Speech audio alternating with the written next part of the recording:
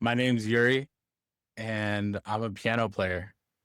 And I started playing piano pretty young when I was like 7 or 8. Friend's dad gave me lessons, and he's like a boogie woogie, blues, jazz, and the Beatles guy. So that was like really the kind of like pop jazz piano that I sort of started playing. And grew up in the East Village in downtown Manhattan, and somehow my mom fit an upright piano in this like tiny East Village, like tenement, 600 square foot apartment. And my neighbors hated it. And, growing up in New York, and also just, I think because of my age, like hip hop was really the kind of music that felt most alive to me. So I went to like a lot of like downtown hardcore punk shows at weird venues like in Tompkins Square Park and at ABC No Rio. And that was like, I was really interested by the dynamics of those scenes and how a lot of hardcore punk like operated and related to space and related to community. But the music that felt most alive and vital to me was always hip hop. And I think that started with like, someone played me Dead Prez's Get Free at summer camp. And that really kind of blew my world open. And I listened to that album pretty nonstop. And then got into Black Star and Mos Def and Quali, and opened up like Raucous for me, and Def Jux also was happening in New York around that time. I remember going to like Def Jux showcases, Stones Throw showcases, seeing Madlib play the drums, and just like a lot of the stuff that I was sitting in like jazz bands at school, and music I was hearing around me like really pointed in that direction. And so I went to school in Ohio, this little spot called Oberlin, and did hip hop radio there, and fell in with a lot of people making like experimental music and playing with computers to make music, and got really in love with an SP 303, which is like this old sampler that Mad Villainy was made on at that time. And still I think Mad Villainy remains like the second, maybe like after Get Free, like really important album that kind of breaks my brain in terms of what music can be.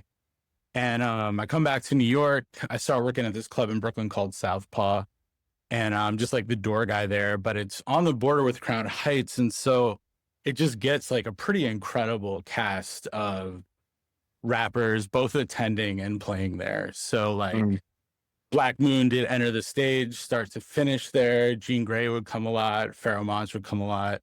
Sean Price was and remains one of my favorite rappers of all time, who would play there a lot with Ruck, and they would do Helter Skelter stuff.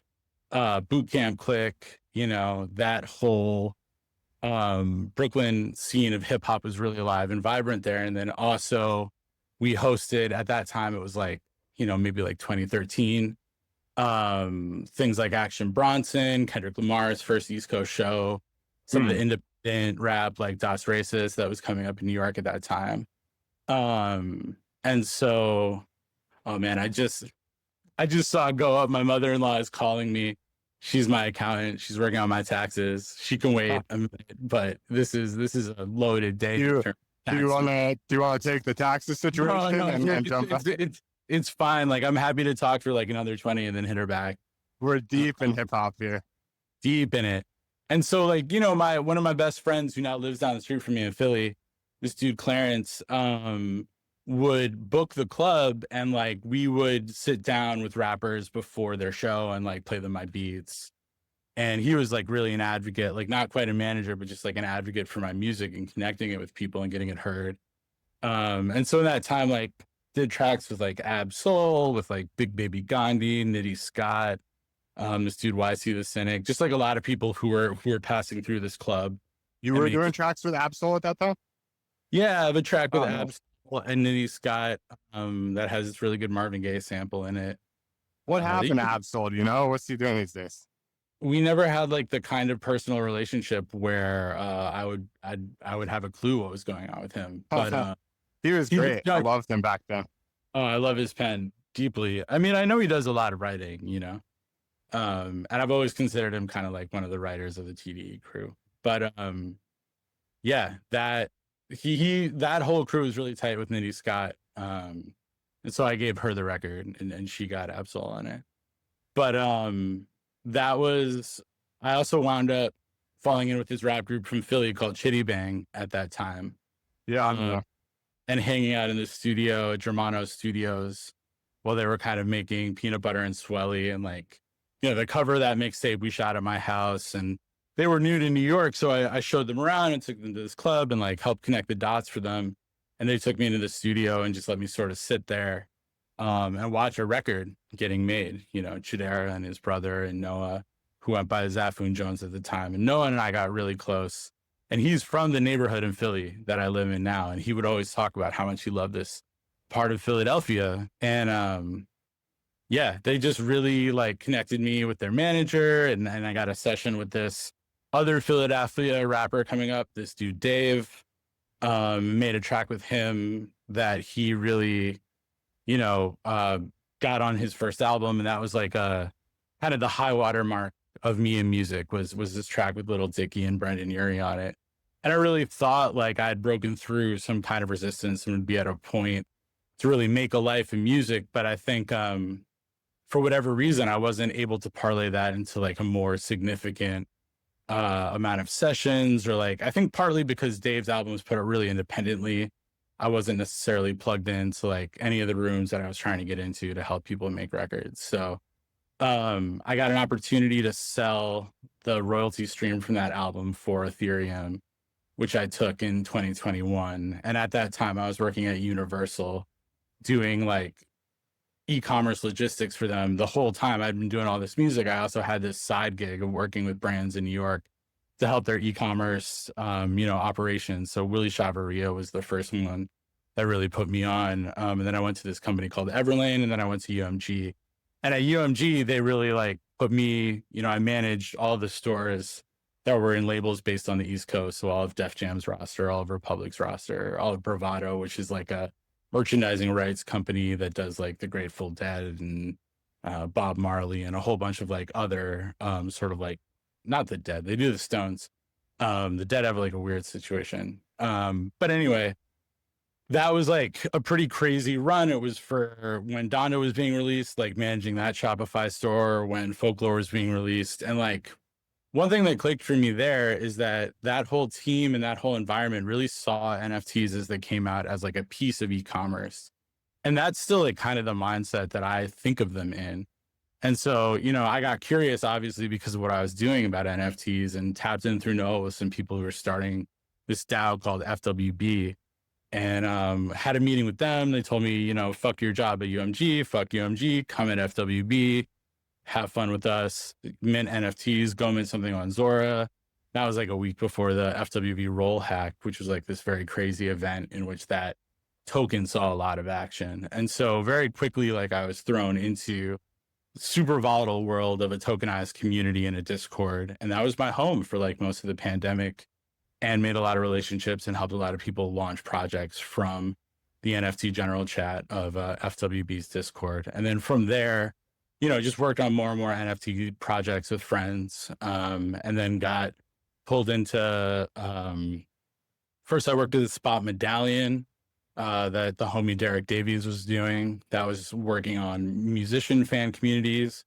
Then I worked a little bit at Party DAO, working on their Discord with them, and then got pulled into Zora, where I was for about a year and a half. And when I got pulled into Zora, they were just dropping like James Jean's Fragments drop, which was this big, beautiful drop with this incredible artist from the West Coast who had just come off of doing the poster for Everything Everywhere All at Once, and just was able to like sort of help the back of house of that project get organized and get launched, and interface between a few different teams in a way that was really successful. So joined the Zora team, and you know, Zora has evolved so dramatically since that point in time. It's kind of crazy to think of like what they were and what they are. And so it was just a wild ride. I learned a ton from that team, really incredible people. And then I was let go, like I think like almost 2 years ago now. And pretty immediately when I was let go, I just like hit the ground running with tokens. That was when Degen had just come out, and Hire had come out, and Joy had come out. And my friend Sirsu was thinking about putting out a token. He put out this token 747 Crash. He was actually at my crib when my wife's water broke and my daughter was born. I was laid off from Zora right before my daughter was born. And so it was like a lot of pressure to like do something. And I jumped into this community and just helped out a lot with the project, and was really taken by this token's ability to sort of unite a group of artists together to do incredible work. Jamie Cornelia did a lot of beautiful stuff. My friends Emily and Drew put out this zine that has writing from Ruby Justice and Daisy and all these really, really like top tier thinkers. And I was just blown away about how much momentum we were able to get through this tool of the token. And, you know, Young Algo made this sick video game, this flight simulator where you always crash. And it was just like, you know, seriously made merch that is super sick. And I was kind of like, wow, the incentives around this token really like lined up, and we accomplished like some things in a few months that it would have taken in 2021, like a tokenized community, like years to get off the ground. And that was really inspiring. But I think a lot of those tokens kind of had a moment that aligned with the market. And then, you know, the market just sort of went another way for a period of time, and none of those projects stopped inspiring me. But I think the energy that they were able to pull from some of the market dynamics that were the wind under their wings was just like not hitting in the same way. And I felt like I was understanding things at a faster and faster and deeper rate with all these different perspectives on the space that I've been accumulating since 2021. And so I started this blog called inpublic.fun, and I was really encouraged to do it by this really good friend. Yeah. When did you start the blog about? I would say like about a year ago. Okay. Had you written before that or not too much? I mean, I'd written, you know, like I'd been a jerk on Twitter a lot. And actually it was at Zora, I started writing like these memos. There's this Coinbase format that I think it comes from Balaji, that is like, it's called the meme in the memo. And it's like, if you have like a really strongly held idea or change or like, you know, shift that you want to try and have it instituted, the right way to go about it is to construct both a meme around it. So that's like a really fast way to absorb it. And then like maybe a longer form, couple pages, really going into depth about how you feel about it. And I had done a couple of those at Zora that were really deeply and well received. And everyone was like, yo, you got to write more. You got to write more. And I was like, yeah, I'll get to it. Like when I'm done with the 100 other things that I'm trying to do right now. And so I had this beat where I had the time, and my friend CY was like, you should really go for this. And like, I'll hook you up with this grant if you just go hard on writing. And so I did, and I built this site that wrapped a Zora contract into like a blog. So it presents like a blog, but if you know how NFTs work, you can comment and mint a copy of the post as a PDF. And I think enough things have changed at Zora that like maintaining the site has been really hard with a deprecated version of their contract that like supports PDFs and and commenting in the way that the site needed it to be. So Right. I've been like writing less in this format because I think publicoffering.fun does a good job of just holding my ideas in a slightly more concise way. But it was a really cool experience, man. We had some great conversations in the comments of there. Like, you know, Cooper would get in there with like someone else who had an opposing viewpoint about music NFTs. And they'd have these really long form, like tens and tens of comments, discussions about some of the stuff we were talking about. And not only that, but a lot of people from the space were like, yo, I want to put stuff up there. So Jonathan Mann, who does Song a Day, put something up about his practice. Latasha put something beautiful up about artwork. Matt Haim from Song Camp put something up. I'm probably forgetting a couple of people who wrote beautiful things. Jihad put something beautiful up. And I was just like, wow, this is great. Like all my favorite writers in the space are putting stuff up here. Conversations are happening, and it was really powerful. And then, you know, that grew and grew. And I think at a certain point, I realized that the blog wasn't going to exist in that form forever because of all the changes happening around the Zora contracts. And so I just looked for another way to kind of like put energy into this system. And I went to Banker and just dropped public at like midnight one night woke up and saw that it gotten a really warm reception. And I was like, great, this is the excuse I need to like really go hard behind this.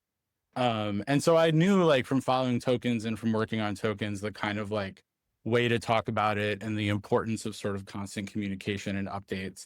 And I had some like modest goals that I really wanted to hit. Like I was like, okay, we're going to rebuild this site in a way that makes sense now. I'm going to use this vehicle as a marketing tool to really get people to pay attention to my writing. And I'm also like, I really want to make merch. I want to make a zine. And I want to build a brand. And so like, shout out to my friend, Chris, who did the design work on the original InPublic.fun, and also like DJ Sam, who did all the coding on that. Like just a 3-person team launched that site. And Chris built like a really beautiful brand identity for InPublic. And now, you know, the way it just keeps moving is like, when I was working in music, I always treated brand identity as this kind of afterthought. And I was like, I want to be the kind of musician whose work speaks for itself. And that's like where I want to put my energy. And I really think that was a huge mistake, and that I should have spent more time coming up with a better name and a better presence. And, you know, I made beats under the name Yuri Beats, which before Kenny Beats existed, but it's just like the laziest name you could possibly come up with. And so like now spending some time in tech companies and like seeing what a real marketing and branding push look like, I was like, all right, InPublic is going to be a vehicle for basically all my creative output. So next up we have the crew next coming. And then from there, like, I'm really interested in seeing what I can do with the brand and music.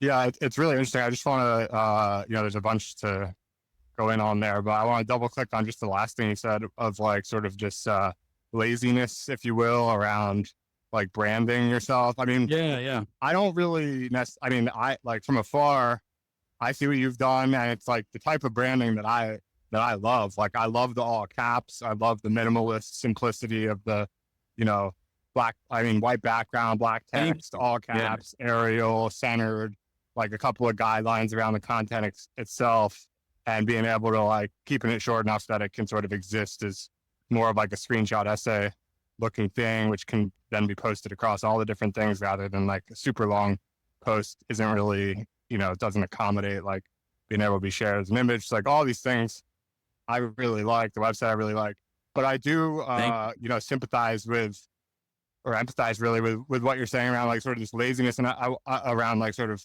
marketing yourself and like being more thoughtful about certain elements. And I wonder, like, one thing I've sort of realized for myself, which was sort of a surprising realization, was, you know, I've been doing, like we talked, you know, I've been podcasting for 4 or 5 years almost. Started my blog just before that, so same amount of time, but not as consistently writing as podcasting over all the years. And with both of those things, I was like, I would say it sounds like similar to what you're describing, which is like, you know, I'd write a blog, I'd spend a bunch of time. And to be fair, like my approach to writing is very light editing and, you know, try to be prolific basically. Like I want to get all my ideas out, and I don't really care if they're like perfectly tailored. Like I just want to get them out. And so like I spent a lot of time in that, like writing, no matter what you do, takes time. And then I would just like post the link. This was before like Twitter was like, you know, shadow banning links or whatever. I just be like, you know, new blog post, and then like the link, or like, you know, the title of the blog post, and then just the link.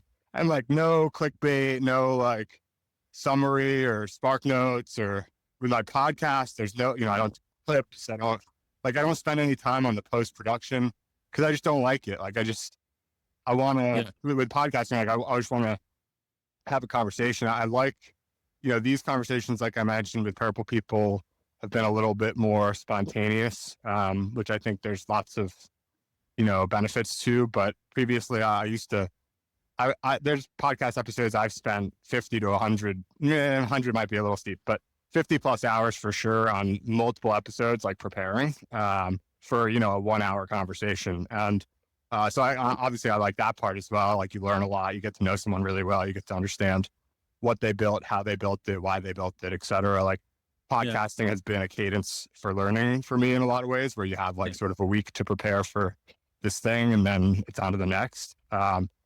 And so anyway, like I spent all this time, and then whether it's writing or podcasting, I just like, it just doesn't feel good to me to like go really hard on like the sharing of it for whatever reason.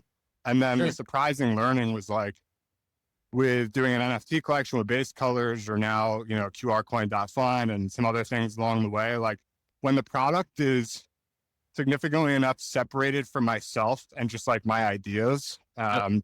and it's really more of like sort of its own thing than just Yeah. my perspective, whether that's through writing or podcasting, even though podcasting really isn't even about, I mean, it's mostly about the guest. But regardless, like those things, I don't really feel good pushing. And the other things that are less attached, like they're not quite as much just like, it's not me pushing my perspective onto people.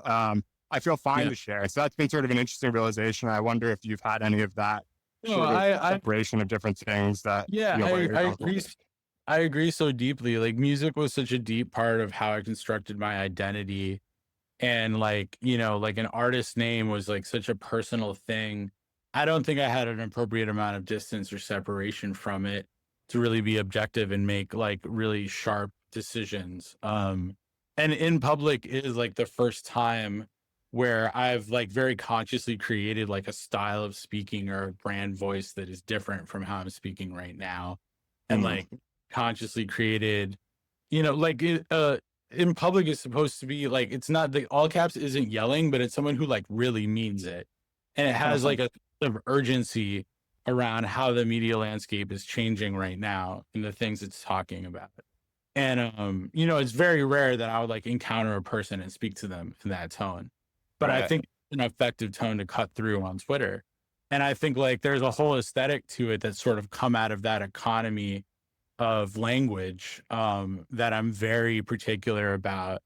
And I am like I am a big editor. Like I think like there's a case to be made for both approaches. Like getting stuff out is really hard for me. And so just being like I'm going to get work out in a consistent cadence. I think there's a very good argument to be made for that.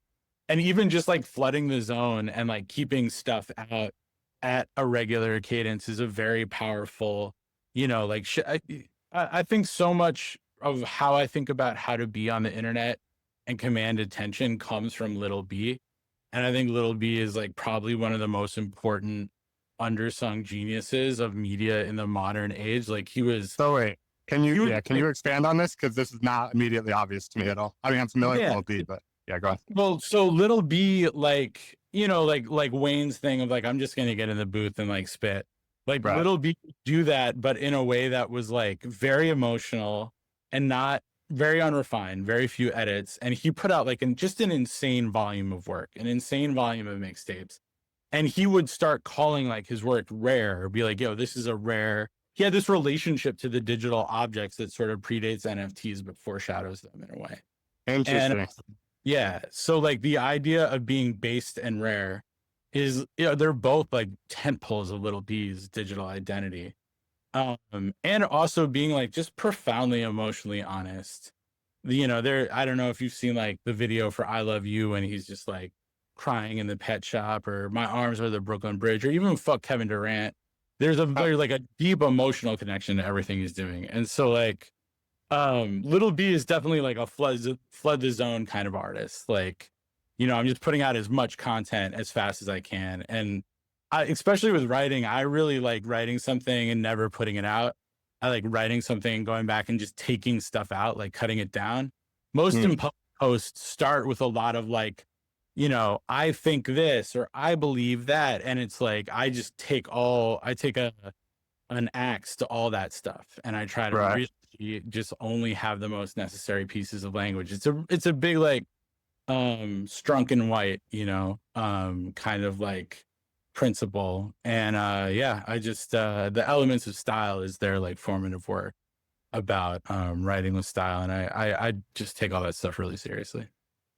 Yeah, it's interesting. I sort of go back and forth. I like different types of writing. So like there's this post by Scott Adams. I don't know if he's like the cartoonist. I don't know if you've heard of this by any chance, but like he basically has this post on like writing. I think I first discovered it from like Naval or something. And it's like, it's a really good short post that's basically on, I think it's called the day I became a better writer. And it's like zero fluff. I don't really remember like the details of his rules, but it's basically like keep it as brief as possible, get to the point. Like, he swung the bat is better than the bat was swung by him. Like, there's basically just like a few very specific things, and the whole thing is in the style that he's describing. So, like, more so than the rules, you can just sort of read it and like pattern match to like what good writing is by his definition. And I agree with him. I think it's persuasive writing or influential writing or efficient business writing. What I don't think it is, though, is nuanced or high in context or like sort of artistic and creative in like, some of those sorts of words. And so like an example of that to me is like Jack Kerouac, who like On the Road is probably one of my favorite books. I fucking hate Jack Kerouac. So now we're really, yes. Yeah. I'm just like that. Thing. How you just gonna take speed and like right on the floor of a car like you did something, bro? Like Ginsburg thinks you're weak. Like all your homies think your shit is weak. Like go back to playing football, my guy. I love it. I don't know what it is. Like, I mean, that's a hot take that I don't know if I'm prepared to like. I'm sorry. Yeah, I'm sorry to be. I mean it. I mean it with love. Like obviously he's an important and renowned. No, I mean you're totally entitled to dislike someone and we can sort of agree to disagree on certain things. Well, I think, but basically, go. Sorry, I hate to interrupt you. No, go. I just think like especially in the Web3 space, like creativity for creativity's sake, when you're not really saying anything, is really overemphasized. I think clarity and like concrete ideas, underlying expression is extremely undervalued. And so like these aren't just attention markets, they're also conviction markets. And so, I might not be able to command attention better than other people, but I can like mean what I'm saying better than most people. And so I take like clarity in writing and conviction in writing as like the things that I'm going to personally lean into because I know I have edge there. Whereas like something that is like a more expansive, contemplative, self-referential text, like a Kerouac, that is almost about like giving up on meaning in some kind of like concrete way. Like to me, like Ginsburg goes super hard, Whitman goes super hard. I'm a big Franco Harris stan,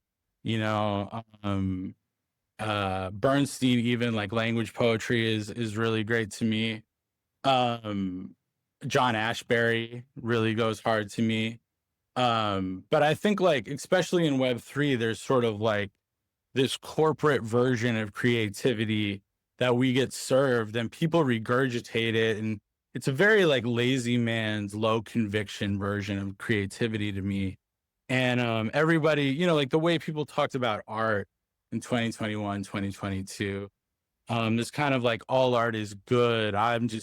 This is my feeling. So it has to be, it's like how you talk to a child about art, And while there's something to be said for, not like boxing yourself in and accessing those things in our inner life, I also think we have an obligation to the work to say what we mean and mean what we say. And a lot of what In Public was about was just seeing a lot of dishonesty in this space and people being dishonest. I mean, especially in meme coins, as I'm sure we've both seen, but even, like the way a lot of these projects talk about themselves feels fundamentally dishonest to me. And so one of the slogans we started In Public with when the coin launch was like, maybe it would help if everyone in crypto just said one honest thing.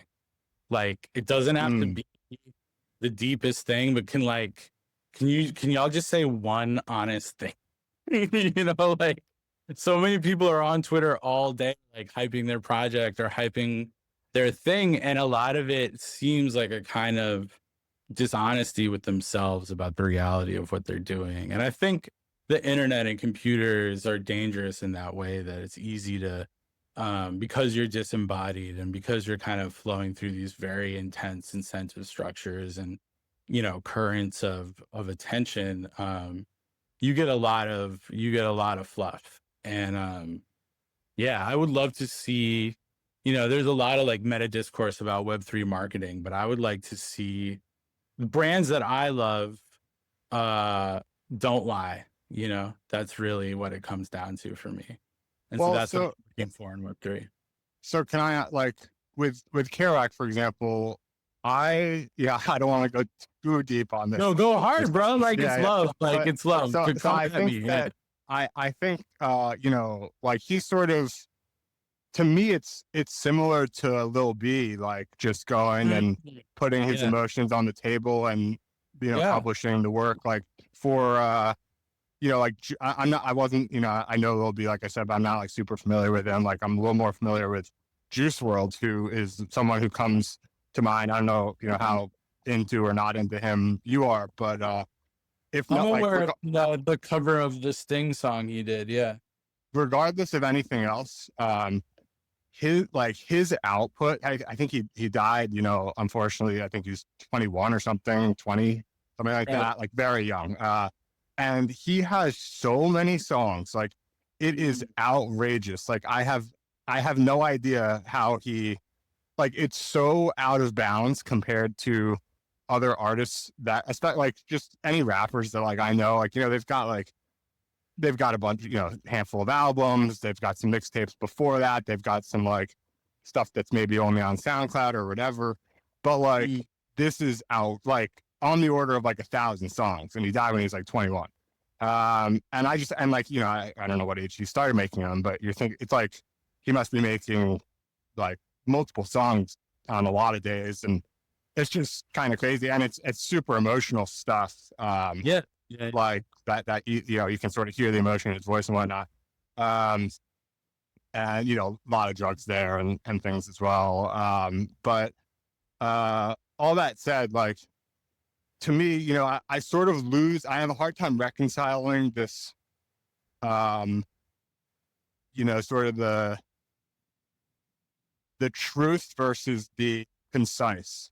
Because to me, part of the reason for context, part of the reason for, and like maybe, we can detach from Kerouac a little bit because like he comes with other elements that maybe are not, like maybe sort of you can not like certain elements, but still like one or something. And so the element that I'm specifically calling out is like, I jump on my computer, I open a blank document and I write, and I don't edit. And when I get to the end, maybe I'll give it a once through and, change a couple things here and there, delete a section here or whatever. Probably not adding anything, probably not changing anything too fundamental, and let it rip. And to me, that is like, that's going to be honest, because it's like, it's just kind of stream of consciousness versus the Scott Adams type thing that I mentioned earlier, or something that's a lot more, like a Paul Graham post, if you're familiar with, like some of his stuff's like highly edited. He talks about how many, how his, like I've seen he's posted like a first draft versus a final draft, and there's like actually 10% of words in common or something, like the whole thing changes. To me, it's like, I respect the desire to iterate towards what you're trying to say in the most effective way possible and get that communicated as efficiently as possible. Like, and I think I actually lean that way, like naturally, like that's how I'm sort of like, I'm kind of like, I try to be very effective with my language, and especially in like sort of you're trying to get something done context, like work sort of thing. So I think for that reason, because that's the way I'm sort of naturally wired, the ability to sit down and just let it rip for a while is like really enjoyable, and I really respect that sort of other pole as well. So like, don't get me wrong, I'm not like advocating for one over the other, just sort of like acknowledging the differences. And so that's sort of my 2 cents there. That's insightful. And honestly, like I do struggle with getting stuff out a lot of the time. Like I've had a period of the last few years where I've really struggled to make music that I feel like I want to share. And so there are definitely drawbacks to the kind of way I approach this. And I don't think right, like you're saying, I don't think there's a right or wrong way. It's just about the person sort of like finding the path to the kind of thing they want to be putting out. And there's a really good argument for volume, and there's a really good argument for context. I just like, I think a lot of where my attitude comes from is knowing myself and knowing where I can personally distinguish my Right. work, you know, like In Public has a brand voice that is different than a lot of the ways that people talk about coins. And I don't have like a lot of technical chops. I don't really have any technical chops. So I have to like approach that project with a sort of strategy of differentiation Yeah. uh, with like pretty unsophisticated tools. And so that's like where my thinking about a lot of this comes from. But I think there, like, you could achieve the same thing in the other direction. It would Right. just be harder for me personally to be that person. Yeah. And you've got to line it up with what you're, you know, going to be What best you're suited to thinking. do. Yeah, Yeah. exactly. No, I totally get that. And So I think, that, I mean, you can just to pull off of that, you could really, you know, a lot of like the way Web3 or like crypto is being built right now is a lot of pattern matching and a lot of people like seeing something work and copying it. And I think the problem with that, while you can make money that way, you can do a lot of great things that way, but you start to lose track of like a sense of personal vision and a sense of like personal brand identity, and maybe even like your own personal values. And so, you know, something that's important to me building a project is that it aligns with some kind of internal modality that I feel like strongly about. And you know, like, I mean, you were there for this too. Like anybody who lived through like the 10K PFP animal with a adjective alliteration moment and like saw all these people being like, yeah, I really think Lazy Lions is like, this is the art, man. This is the art and it's going to change the game. And like, you know, 2 slurp juices, man, that'll make like both of your apes like transform into this other shit. Like all those people are still here and still walk among us with a straight face and like act like they know something about how this space functions. And I think that's why people don't take what we do seriously, and they don't take, you know, the people who build something they believe in seriously, because we allow for that kind of dishonesty and laughable fraudulence just to exist in our cohort. And so, you know, I think if we really want to break through to a wider audience, people have to start reckoning with that and start sort of, if not, you know, overtly speaking against it, trying to behave in a way that is a point of contrast to it.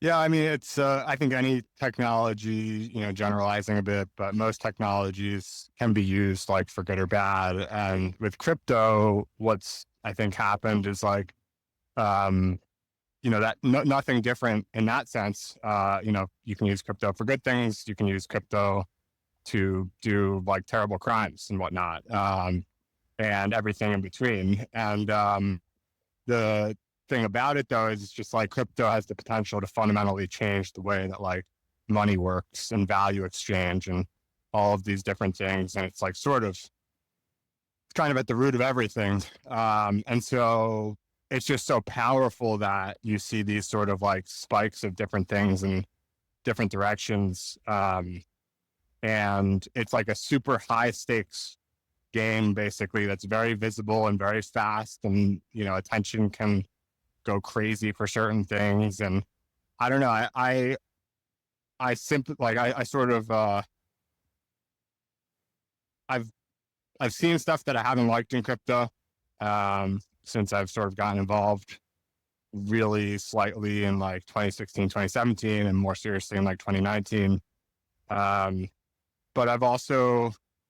I still believe in it being something that can be fundamentally positive in its impact in the world, despite all of the things that are, you know, being done with it that might not be so good or might give the space a bad rap. I mean, I think even like NFTs as a whole, like, I don't know, I feel like they went so nuts and then crashed so hard that they're almost just like untouchable for the mainstream. I feel like the mainstream just knows them as this thing that came on so hard and then died so fast.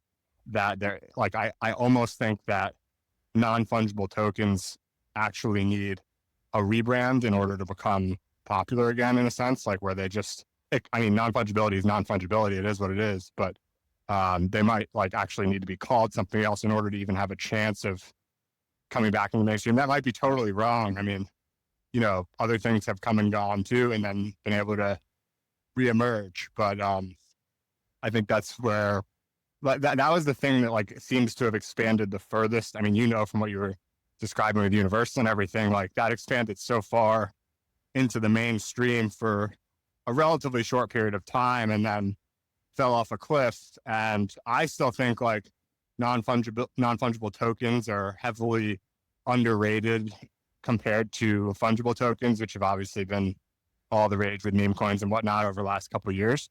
But it's, you know, they've got to come back in some other form, basically.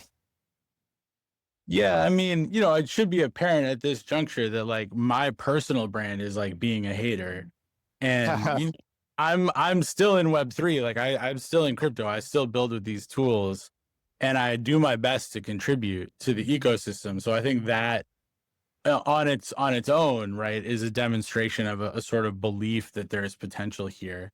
Yeah. But I like the way I approach a lot of this stuff. There just seems to be not enough ethical hating going on, and I'm not out to. I think it's important to not like want to discourage people from building or not try to attack people personally or discourage you know, like on a personal level people from participating. But I do think that we need like editing in terms of like the projects that get released into this space, and we need criticism, you know. And like I think criticism has fallen out of sort of favor as a load-bearing component of a cultural ecosystem, but there's a pretty glaring absence of it.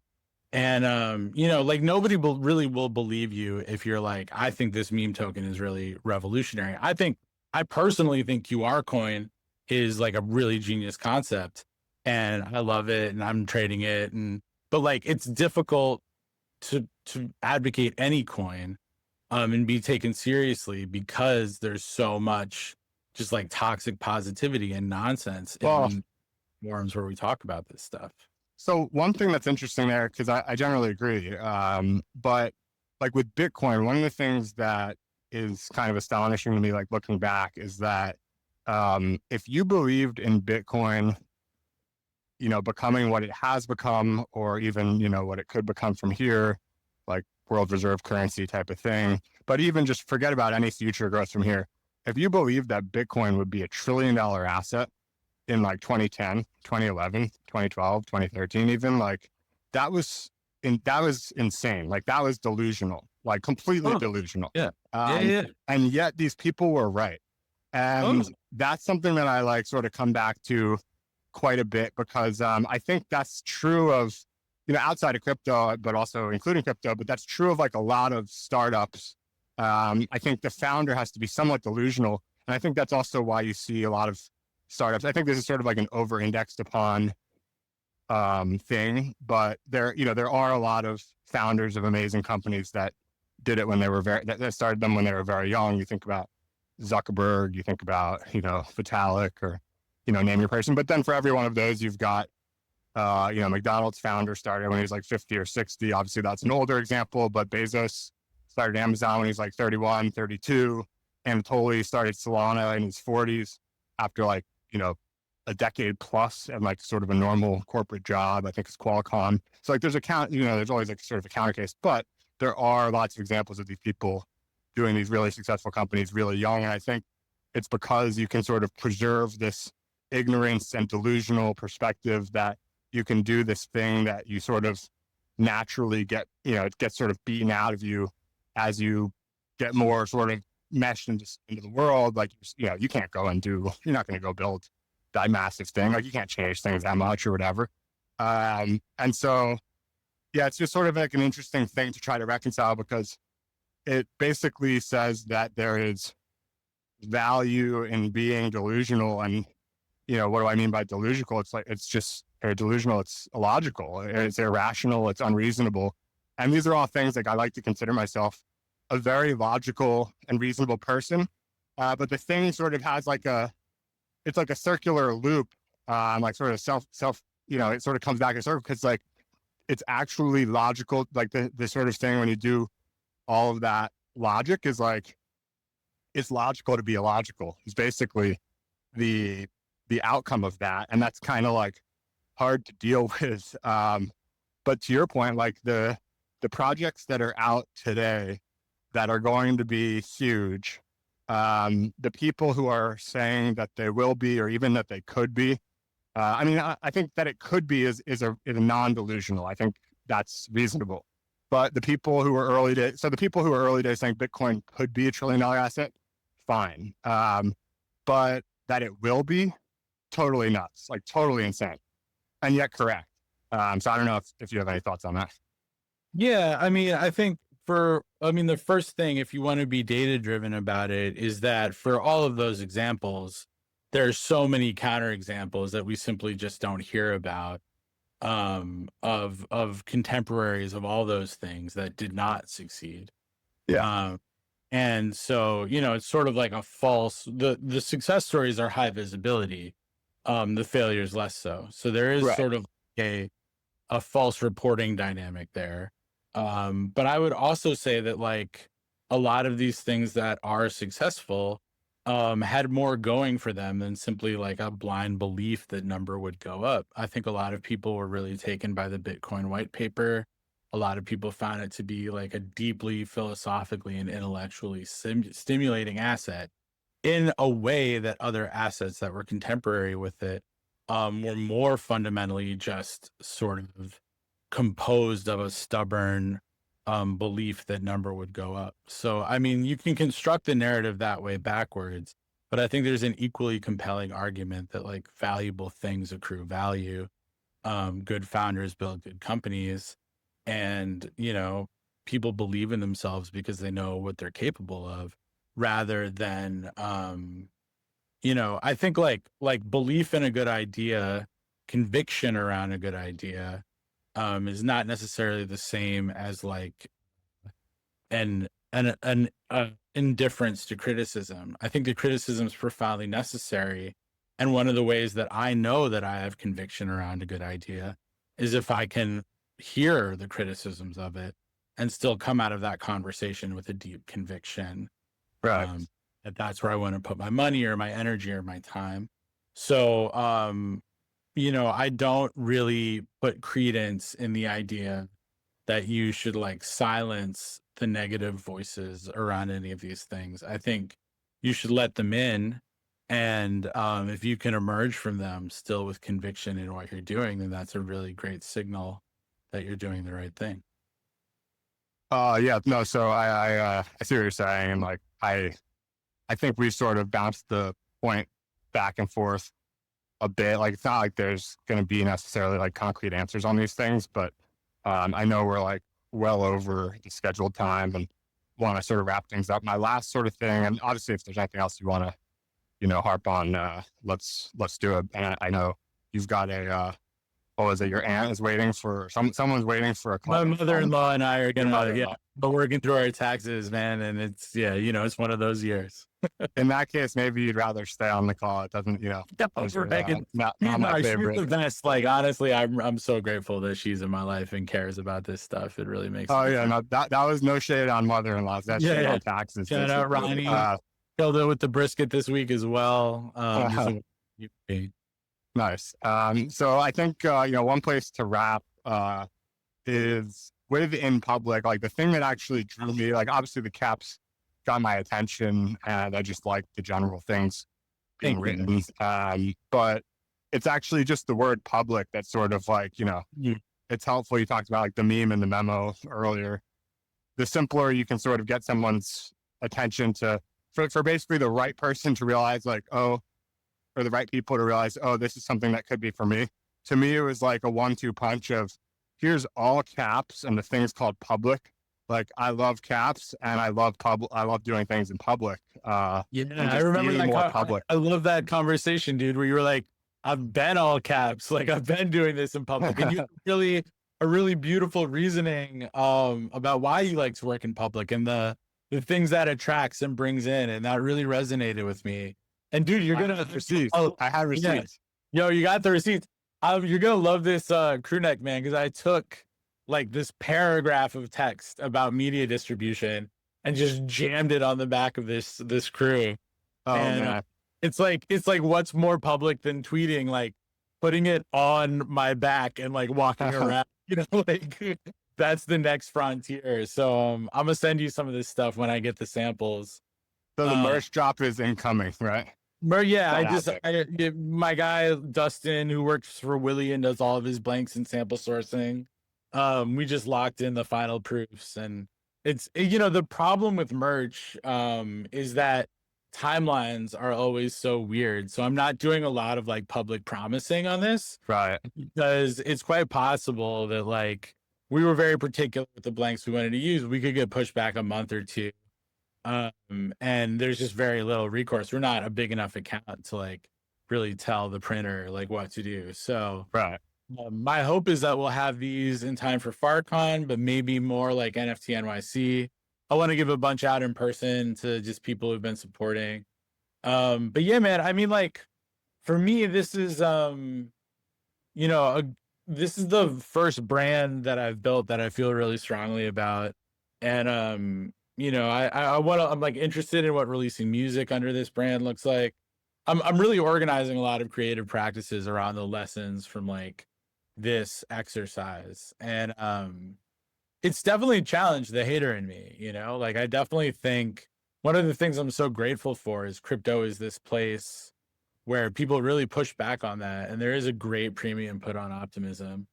And that's always been interesting to me about it. And that's always been an interesting counter thinking to sort of my natural inclinations. So yeah, man, I love that the project resonated with you. I love your project.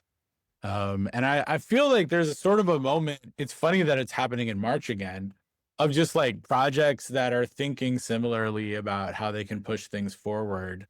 I'm like almost like I need to drop a project every March, because last was like Crash, Hire, Enjoy, Imagine, and like this March is like, your project, this project. Like there are a couple others popping up that I can't think of right now that are really sick. Some of the stuff A-Town is doing, some of the stuff Taylor is doing. So like, I don't know, maybe there's something magic about March and dropping projects. We'll see. Yeah, it's interesting. I just like sort of got introduced to both A-Town and Taylor's work within the last month. That's one of the cool things about doing stuff like this too. To use your thing, like doing things in public, is like the internet is just this insanely powerful magnet. And or like, it's a place where you can put out your magnet or whatever. And like there's people like at the extremes of an Elon Musk, where his magnet is just it's the most powerful magnet in the world. It just attracts everything from everywhere. And so you get, the most quality people in the world will follow his account, but they're in the mix with millions, tens of millions, hundreds of millions of like, just sort of like, people who are not adding much value or contributing to the conversation or anything on the internet, basically like low quality people and malicious people and all the likes.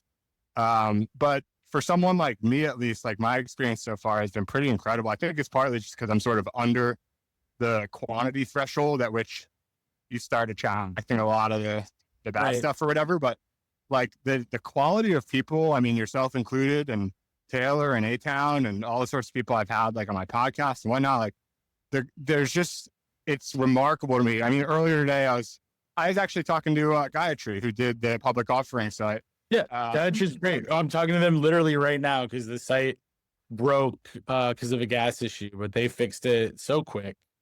Shout out to Gayatri. Yeah, so she's great, and she's she's in India, like, and the fact that I can, meet these people, like I met her on Farcaster, I meet other people on Twitter, and like Taylor's out there putting QR stickers up in Brooklyn. Obviously, that's a more familiar geography for me, but even still, it's just so cool to me. And so if for no other reason, like even if your project's going to fail, you put yourself out there, you do something cool, you do something that resonates with you, and it will resonate with others like you who you'll then get along with. And you get to sort of meet these people. And I've only really been doing things on the internet, which to me, the internet is like public and the internet are basically equal. It's hard to do anything in the physical world that is as public or even close to as public as doing things on the internet. And so the two are almost synonymous. And I only started doing those things in like very late, like December 2019, I started my blog. January 2020, I got on Twitter, and 6 months later, I started my podcast. And that's sort of like my foundation of my doing things on the internet. And so it's like, you know, all these people I've been able to sort of meet and see their projects, and they see my stuff, and, you know, resonating back and forth in like 5 years is like crazy to me. It's like, what happens 25 years in? Like, what does this all build into? And most of my friends from like, you know, school and whatnot, like they're not doing this. It's nothing against anyone. They're just, you know, they're not doing stuff in public in terms of doing things on the internet. They're in these they're in closed social environments on Instagram or Snapchat or whatever, where there's no discoverability, you know what I mean? And so, yeah, it's just super cool, and you get to make conversations like this happen. So, and if you do something, if you do something and it fails and people hate on it, good. Then now you're more prepared for the next thing you do. Yeah. Feel better next time. I'll talk to you later. Take care. All right. Awesome, man. Have a good one. Bye-bye.